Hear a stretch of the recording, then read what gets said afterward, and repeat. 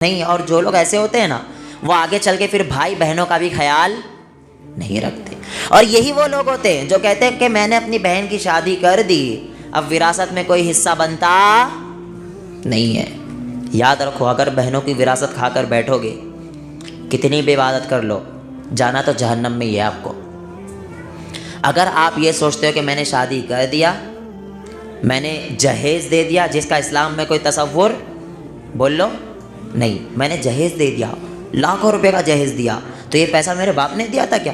नहीं, मैंने अपने मेहनत की कमाई से उसे जहेज़ दिया है, तो अब विरासत क्यों दूँ मैं? विरासत में कोई हिस्सा बनता नहीं है। अगर आप ये काम करते हो तो आप कितने भी बड़े मुत्तकी परहेज़गार बन जाओ, कितनी भी बड़ी दाढ़ियाँ रख लो, दिन और रात मस्जिद में अल्लाह अल्लाह अल्लाह करते रहो, जाना तो आपको जहन्नम में ही है। अगर आप बहनों की विरासत खाकर बैठे हो, भाई ये बात याद रखो, ये दुनिया चंद रोज़ा है।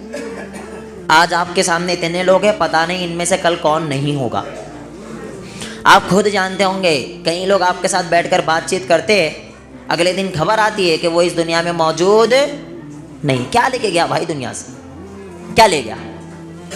आया उसका विरासत उसके साथ, माल आया उसका उसके साथ? क्या कब्र में फरिश्तों को दे सकेगा माल? वो कुछ भी उसके काम नहीं आएगा। रहती दुनिया में वो माल माल माल माल माल। इन्हीं लोगों के लिए अल्लाह रब्बुल आलमीन ने कहा है अल्लज़ी जमा मालन व अद्ददा, वैल, इन लोगों के लिए वैल है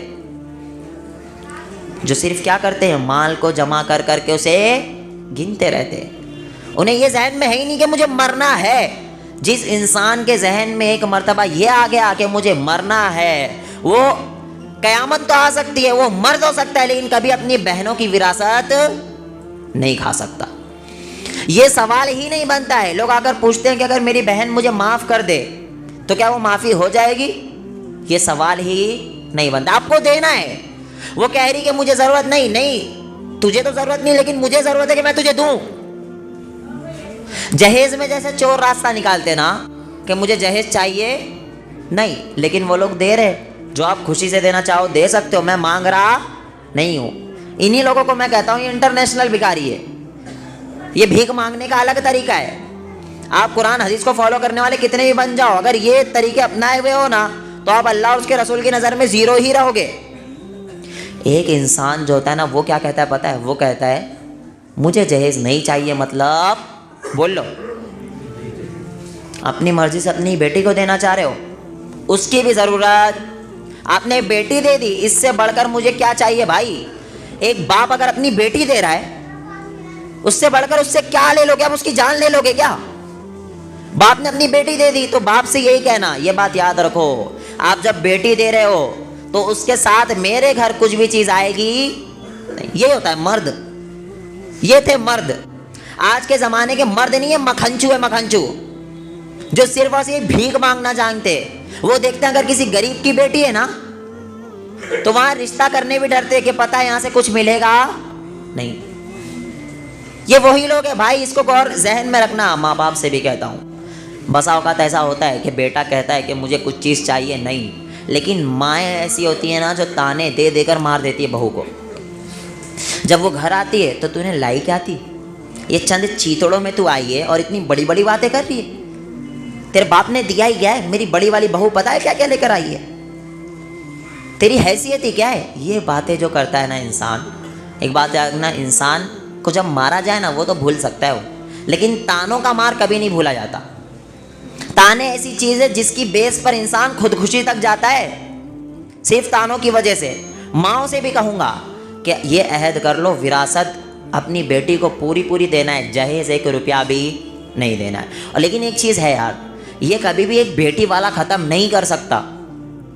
बेटी वाला तो मजबूर है, उसे ज़िंदगी भर अपनी बेटी को रखना पड़ेगा, कोई शादी ही नहीं करेगा, जहेज़ तो देना ही पड़ेगा। बेटी वाला क्या है? मजबूर है। असल जो है ये लड़के ख़त्म कर सकते हैं जो यहाँ बैठे हुए। बड़े बड़े मुत्तकी परहेज़गारों को मैंने देखा, बहुत अल्लाह अल्लाह की बातें करते, लेकिन जब आप उनका हाल देखो ना, शादियों में सारी अल्लाह वाली हरकतें निकल जाती हैं इनकी। इनका असल चेहरा सामने आ जाता है। बहुत बड़े होते ये, बड़ी बड़ी बातें करते, लेकिन जब इनकी शादियां आप देख लो तो सोचोगे ये वही बंदा था जो मस्जिद का सदर है, ये वही बंदा था जो अमीर साहब है, ये वही बंदा था जो लोगों के दरमियान कहता था जहेज़ मत लो, आप टेंशन में आ जाओगे, ये इसकी शादी है। ये हाल चल रहा है भाई। डीजे बज रहे और कहने वाले क्या है, हम किसको मानने वाले, कुरान और सुन्नत को। लड़कियों को नचा रहे और कह रहे हम किसको मानने वाले, कुरान और क्या बोलते हैं पता, क्या बोलते हैं पता है, वो कहते एक ही टाइम तो शादी होती है, 10-10 बार होती शादी। कितनी बार होती ज़िंदगी में, एक ही बार होती। हिंदुस्तान में तो जब शादी एक ही बार होती है तो फिर इंसान थोड़ा इन्जॉय कर ले तो क्या हो गया। ये मौलवी लोगों को पता नहीं क्या होता है, हर चीज़ में कीड़ी कीड़ी कीड़ी कीड़ी, ये रहता है इनका मामला। इन्हें ये नहीं पता है हमारा कुछ नहीं जा रहा भाई, हम आपके आखिरत संवारना चाह रहे, हम चाह रहे कि आप बच जाओ जहन्नम की आँख से। सोचो एक चीज़, आप वो हरकतें कर रहे हो, डीजे बज रहा है, लड़कियां नाच रही है, उस हाल में अगर आपकी रूह कब्ज हो गई तो नहीं मरते क्या? ऐसा केस नहीं देखे आप? मर जाते लोग। घर से निकलने वाले होते, बाप का इंतकाल हो जाता है, शादी चलती रहती है, कुछ ऐसे हादसा हो जाते कि सारा का सारा मंडप जल जाता है, लोग मर जाते। क्या लेके गया दुनिया से? किस हाल में मरा? मर रहा इस हाल में कि अल्लाह की नाफरमानी कर रहा था, और इस लेवल की नाफरमानी, अल्लाह अकबर, जिसका तसव्वुर मुसलमान होते हुए कभी भी जहन में नहीं आ सकता था।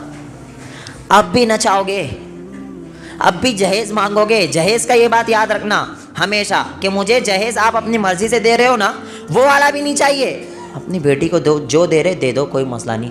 भाई लड़के ऐसे है, मुझे बहुत गुस्सा आता, मन करता पकड़ पकड़ के मारूं इन लोगों को। मेरे पास आके मसला पूछते, क्या बता, देखो हम शेख मांग तो कुछ नहीं रहे, हम तो कह रहे अपनी कुछ नहीं देना, हमें कुछ नहीं चाहिए, बस हम कहते हैं जो अपनी बेटी को देना चाहे वो आप दे सकते। यही तो तरीका है मांगने का। आप कहोगे आप अपनी बेटी को भी कुछ नहीं दे सकते, अगर आपको बेटी को देना है मुझसे शादी मत कराओ, ले जाओ। ये होता है सख्ती, कि मैं शादी उस वक्त करूंगा जब आप अपनी बेटी के साथ कुछ भी चीज़ मेरे घर नहीं भेजोगे। ये होता है सख्ती। हाँ, बाप से भी कहता हूँ मैं, बेटी को देना हर कोई चाहता है, मेरी भी बहनें हैं, मेरी भी बहनों की मैंने शादी की है, हर कोई चाहता है अपनी बहनों को दिया जाए, अपनी बेटी को दिया, सोना बना के दो जो उसके काम आए बुरे वक्त में। ये कभी भी गिरता नहीं है, ये इसके काम आएगा ही आएगा। और अगर वो चाहेगी तभी उसे देगी, ये भी चीज़ याद रखना। वो नहीं चाहेगी तो वो अपने शौहर को भी दे नहीं सकती, वो नहीं चाहेगी तो ये उसके काम आएगा। ये पलंग देना और कहना कि मैं अपनी बेटी को देना चाहता हूँ, मेरी नज़र में क्या कहते हैं पता है इसको, चिंदी चीज़ें। कितने रुपए का आता है पलंग? कितने रुपए का आता? बस 50,000, 60,000, वो भी हाई लेवल बता रहा मैं, वरना आजकल तो 25,000 वाला देके वो भी कैमरे में शूट करा रहे कि मैंने अपनी बेटी को दे दिया। ये हैसियत थी तुम्हारी नज़र में तुम्हारी बेटी की? सोना देने की बारी आती है ना, तब नानी याद आती है उसे। इसलिए कह रहा हूँ, अपनी बेटी को देना है दो, लेकिन जेवरात बना के दो कि वो उसके बुरे वक्त में काम आए।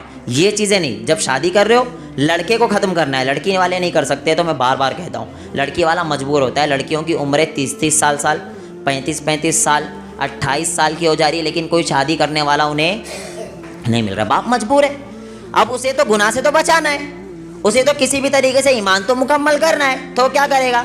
जहेज वाली से भी शादी करा देगा। हम ये नहीं कह रहे कि जहेज वाले से कोई शादी करा रहा है हराम काम कर रहा है, हम करेंगे लड़के ख़त्म करेंगे। लड़के, लड़की वाला कभी ख़त्म नहीं कर सकता है, वो तो मजबूर होता है, वो होता है दबा हुआ। ये लड़के जितने बैठे जो शादीशुदा नहीं है, वही अहद करो कि मैं शादी करूंगा इस बेस पर कि मेरे घर सिर्फ लड़की आएगी, उसके साथ कोई भी सामान नहीं आएगा। ये नहीं कर सकते अहद, सब अहद कर लेंगे, ये अहद अपने से नहीं होगा। तो जिस तरीके से ये चोर रास्ता है ना, उसी तरीके से विरासत में भी चोर रास्ते निकाल लिए। कि क्या चोर रास्ता है? वो यही है कि आप के रहते हुए दुनिया में दे दो, वरना क्या होगा पता है? बाद में आपका इंतकाल हो जाएगा तो ये लोग मुझे कुछ भी देंगे नहीं। आप किसी अहले इल्म को बता कर जाओ, आप किसी आलिम को बता दो, किसी बड़े मुफ्ती को बता दो, या फिर आप किसी घर के बड़े ज़िम्मेदार को बता दो कि ये मेरी अमानत है, ये मेरी विरासत है, मेरे जाने के बाद ये मेरे बच्चों में बटेगी। साथ में बेटी को भी दिया जाएगा। बेटियों को कुछ भी नहीं देते आज लोग, और बेटी को यही बात आती है कि मेरी बहन ने माफ़ कर दी। कोई माफ़ी मत कराओ, अगर वो माफ़ भी कर रही है बोलना मुझसे ले ले तू, मुझे माफ़ी की ज़रूरत नहीं है। ये इंशाअल्लाह अहद करोगे इंशाअल्लाह